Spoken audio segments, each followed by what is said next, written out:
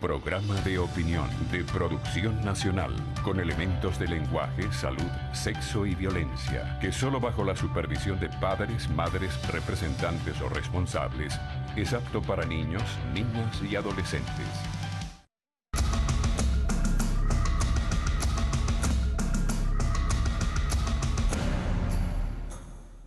Muy buenos días. Armando Armas, es diputado de la Asamblea Nacional por el Estado de Anzoátegui. Voluntad Popular, el circuito de Guanta, ¿no? Guanta, Puerto La Cruz y Lechería, Urbaneja. Ajá. 3 municipios. Hablando de Guanta, ¿cómo está Guanta? ¿Cómo Muy está? mal. ¿Por qué?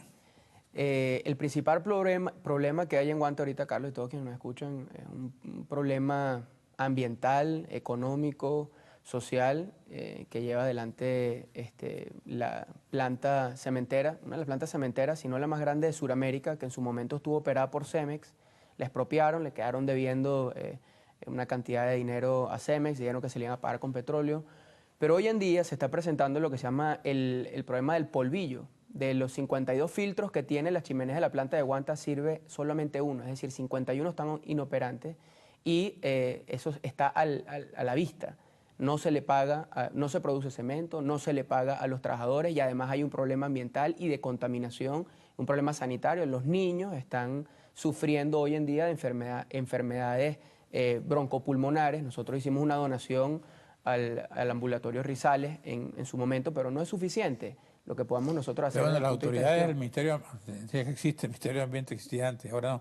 Bueno, ¿No ahí, se ocupa de eso? La verdad es que no se ocupa de eso. Los que tienen que ver con ese problema. La verdad es que no se ocupa de eso. Eso lo estaba llevando en su momento la presidenta, no sé quién es hoy en día, pero en su momento la directora general era la esposa de Elías Agua. Y bueno, eso lo tienen ahí todo tapado. Hay mucho miedo también de los trabajadores y de la gente en denunciarlo. Sin embargo, nosotros estamos asumiendo el caso en las próximas semanas. ¿Miedo por qué? Oye, porque el alcalde de Guanta tiene, digamos, unas maneras de operar, unos modus operandi que son bastante oscuros y bastante intimidatorios. O sea, hoy en día, además del problema ambiental que hay en Guanta, se está conformando un grupo de una organización de víctimas de víctimas de derechos humanos por la actuación del alcalde de Guanta ahí en tema de violación de derechos humanos. ¿Cómo se violan los derechos humanos? Para ponerte un ejemplo, fundamentalmente, el año pasado en Carnavales nosotros hicimos una denuncia, se llevó a un artista, este famoso artista hoy Maluma. El alcalde de Guanta en su momento, Jonathan Marín, confesó que le había pagado en divisa extranjera, cuando eso según las leyes es ilegal en Venezuela. Nombró a los contratistas que habían pagado, que son contratistas, contratistas de él. Por cierto, unos de ellos están vinculados al tema de la faja petrolífera del Orinoco, que está muy en boga hoy en día. El epicentro de la corrupción de Venezuela hoy en día es Anzoátegui, en la faja petrolífera. Esa gente que está vinculada con el alcalde en su momento hizo unos pagos a esta gente y en ese momento, porque no estaba preparado el municipio, se abarrotó de gente. El estadio se llenó, voló su capacidad y Poli Guanta y otros policías nacionales empezaron a reprimir a la gente con los desórdenes. Hubo un caso, unos desórdenes sociales. Ese caso está en la Contraloría y ese caso lo estamos llevando nosotros. Y en el caso particular de la cementera, en las próximas semanas estamos anunciando una campaña fuerte de acciones institucionales nacionalmente que pueden tener implicaciones internacionales con el tema de la violación.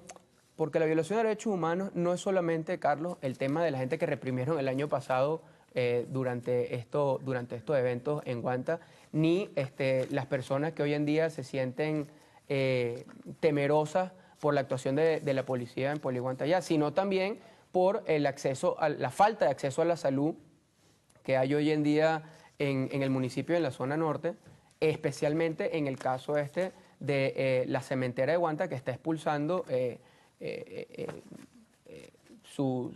los gases, está expulsando el tema del cemento y la gente no tiene respuesta, no tiene respuesta en los ambulatorios y no tiene capacidad de sufragar los gastos médicos en caso de enfermedades broncopulmonares. No se consiguen los medicamentos y esto es una violación de los derechos humanos. Bueno, tenemos que ir a un receso. Cuando regresemos vamos a hablar sobre una declaración que Armando Armas dice aquí pide a los militares restituir la Constitución. ¿Por qué? ¿En qué articulado sientes que está violando la Constitución y por qué ustedes hacen esa exigencia a las Fuerzas Armadas? Un receso, regresamos.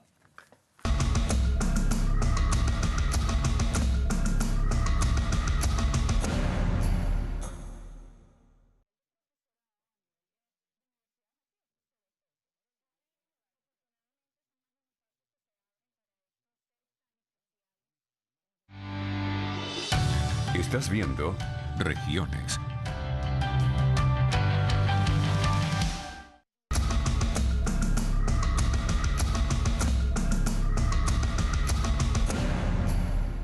Bueno, te pregunto, Armando Armas, ¿por qué esa solicitud a los militares? El artículo 328, Carlos, y todos quienes nos escuchan, de nuestra Constitución es muy claro. Las Fuerzas Armadas no pueden estar al servicio de parcialidad política alguna. Tienen que ser apolíticos. Cuando uno se mete en el Twitter, por ejemplo, del general en jefe Padrino López, ministro de la Defensa, y ve que tiene una cara de Chávez y habla del socialismo y la revolución, y etcétera, etcétera, eso es un sesgo totalmente político. Entonces, restituir la Constitución pasa porque ellos dejen de pretender ideologizar una institución que antes, presente y luego en el futuro es vital para la convivencia democrática de un país como Venezuela. Las Fuerzas Armadas hoy en día están pasando por una crisis institucional que no es ajena a la crisis institucional del país, pero una vez más, no es la mayoría, es una cúpula la que la gobierna. Como en todo en Venezuela, es una minoría que pretende enlodar a la institución. ¿Y cómo una cúpula puede controlar la mayoría? Bueno, porque la institución castrense se rige bajo los principios de disciplina, obediencia, y ellos se aprovechan de ese caso, y son los que tienen acceso además a los medios de comunicación, por ejemplo, y son los que declaran, y nadie más puede declarar en contra porque es una institución que se debe a su disciplina, a su cadena de mando, a su orden. ¿Me explico? Ahora, cuando usted tiene un helicóptero, pero por ejemplo... si tú sientes que tus derechos están siendo vulnerados, así sea minoría, sea mayoría, tú tienes derecho a reclamar cualquier institución que sea, ¿no? Sí, pero no creo que si le digan, tírese por ese puente, se va a tirar. No, bueno, definitivamente no, pero en el caso de la institución castrense, sabemos que se rigen bajo unos patrones y unos principios, o sea, la línea es muy delgada. Nosotros, como representantes de la sociedad civil, que tenemos el mandato de la Asamblea Nacional, nuestro mandato es el llamado a la conciencia a ese sector. En mi caso, como vicepresidente de la Comisión de Defensa y Seguridad, hemos sido en este llamado sistemático al momento de llamarlos a encarrilarse a cumplir la Constitución. La mayoría de los... ¿Y eso no te lo pueden interpretar como instigación a la rebelión? No, esto es cumplimiento de la Constitución, porque además el artículo 25 de la Constitución es muy claro. ¿Y ellos no conocen la Constitución? Bueno, al parecer si la conocen hay que recordársela, o hay que ver la interpretación. Una vez más, cuando decimos ellos, estamos hablando de todo el estamento militar, y sabemos que hay unos rangos que están muy politizados, que es el alto mando, al que nosotros siempre estamos haciéndole el llamado. ¿Cómo es posible, Carlos, que se haya perdido, nadie sabe dónde está, un helicóptero ruso, el Mi-17, el 30 de diciembre, y hasta hoy, más de 2 meses después, no se haya dado ningún tipo de solución, ningún tipo de parte? Una de las mamás de uno de los muchachos tropa, uno de los sargentos que estaba en uno de los helicópteros, la señora Sanoja, la tuvimos en la Asamblea Nacional, la tuvimos en la Comisión de Derechos Humanos, en su Comisión de Derechos Humanos de la Asamblea Nacional, y nos explicó que la tarjeta de débito de su hijo fue usada en varias oportunidades luego, después del accidente. Es decir, hay indicios, y por eso yo tiene esperanza, hay indicios de que esa gente está con vida. La información que nosotros tenemos es que el helicóptero, informaciones que hemos tenido recabando información, es que el helicóptero lo tiene la guerrilla de la FARC. Entonces, ¿cómo va a decir? Ahora, ¿Cómo va a decir el ministro de Defensa? O sea, si está negociando con la FARC, lo que corresponde en realidad es una operación de rescate a esa gente si lo tiene una organización beligerante como la FARC. Y si se cayó el helicóptero, que esperamos que no sea el caso, ¿cómo es que los mayores equipos de defensa, la Fuerza Armada mejor equipada, con los equipos más modernos, no pudo detectar un radar y no ha podido detectar dónde está el helicóptero? ¿Cómo es que usan la tarjeta de uno de los pasajeros del helicóptero? Para comenzar. ¿Se le perdió? Es parte de ¿Qué presumen? Es parte de la investigación. ¿Qué presume la señora? No, la señora lo que presume es que ellos están secuestrados. ¿Que ellos? Que ellos están secuestrados por grupos irregulares. El gobernador Liborio Guarulla de Amazonas ha denunciado, y nosotros estuvimos el año pasado en Amazonas constatando cómo grupos irregulares hacen vida en el estado de Amazonas. Recordemos que el estado de Amazonas es el 20% de nuestro territorio nacional. O sea, es alrededor del 20% de nuestro territorio nacional, muy poco poblado. Hoy en día hay un tema geopolítico y es que a raíz del proceso de paz de Colombia hay grupos irregulares, hay columnas que no se quieren desmovilizar, que pasan a territorio venezolano para seguir en acciones, ya no como grupos que atentan contra un Estado, sino como grupos terroristas y delincuenciales, que pretenden hacer del delito su modo de vida. Y ante eso tienen las armas, ante eso al parecer actúan, yo espero que no, pero los indicios que dan es que actúan con la connivencia del gobierno venezolano. Entonces se reúne ayer el ministro de Defensa con el alto mando militar a analizar las amenazas. Se reúne estos días a analizar las amenazas que surgen en Venezuela y bueno, esta es una de las grandes amenazas que está subiendo en Venezuela. Grupos que pretenden no desmovilizarse a raíz del proceso de paz en Colombia y pasan a la frontera. ¿A ustedes como diputados les consta eso? Y si les consta, ¿por qué no investigan? Estamos investigando. ¿Por qué no van a la zona? Hemos ido a la zona. Ajá, y han constatado que hay guerrilleros ahí. Hemos constatado por habitantes de la zona, le llaman, en Amazonas le llaman los pategomas, porque usan unas botas, que son estas botas de caucho, y han constatado que son personas que obviamente no son venezolanos, son colombianos, ¿Y a van qué se hasta allá dedican esos señores en esta zona? se dedican a la extorsión, se dedican al crimen, se dedican a controlar las minas, sobre todo, por ejemplo, en Moyo y en Yapacana. ¿Ustedes tienen denuncia de que hayan secuestrado a alguien durante esta desmovilización?